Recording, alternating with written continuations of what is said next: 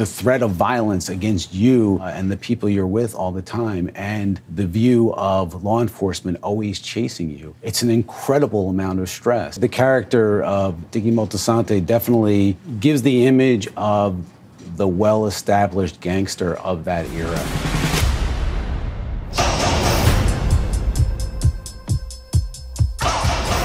The best things in life are free. The best things in life are free. I want money.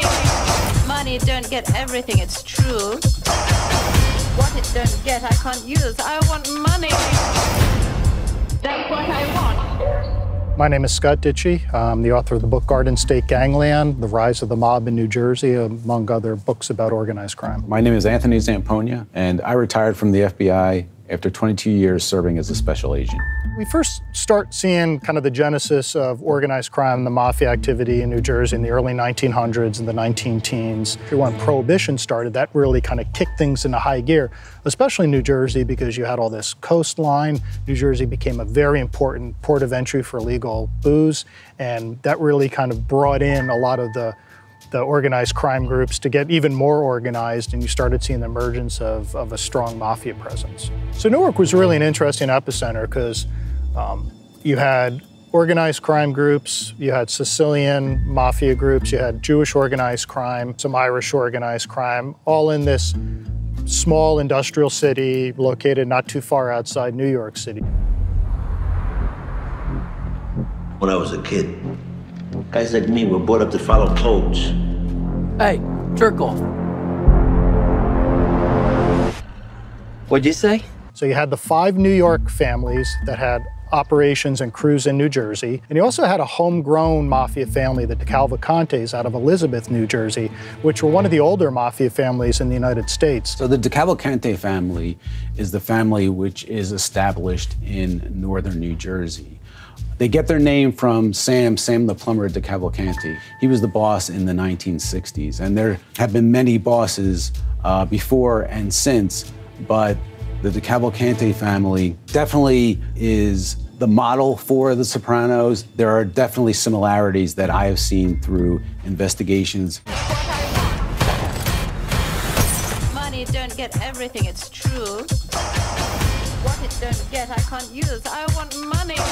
As the group developed, in the shadows of the greater development of the country, it developed into a very well-organized group. There's a particular scene where Diggy Moltisanti is with his nephew, young Tony, and he's offering him a set of speakers which you can see was taken off of a truck which was hijacked. That scene very much resonated with me because I've interviewed many gangsters who have become witnesses for the government who describe that type of criminal act as something which was a cornerstone of the work of organized crime, an organized effort to hijack trucks, specifically in New Jersey where you have a port, and the trucking that comes out of that port was always a target for organized crime. Anthony got kicked out of school. I went through all that trouble, and for what? I'm always being accused. You gotta be good. That's what I want. The depiction of young Tony Soprano was really good. You see how he grows up and becomes not only influenced by his father, but by his uncle and those around that are hanging around. You see this kind of growth over the course of the movie, how that influences him, and then by the end you can see how he's going to take that next step to become the older Tony Soprano that we know from the series. He's not part of a family which is struggling to establish itself in a new country. He's part of that second or third generation, which is now at a crossroads. He's a young teenager looking towards potentially going to college to educate himself and become, a legitimate player in society.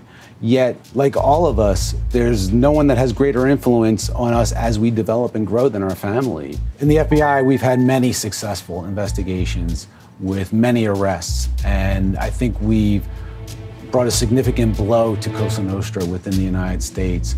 But the organization itself still exists and still lives within the United States. Maybe not as strong as it was back during the 1960s and that environment which is depicted in the Many Saints of Newark, but the organization still exists today and it's committing crime.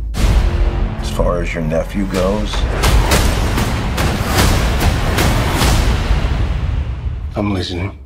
stay out of his life.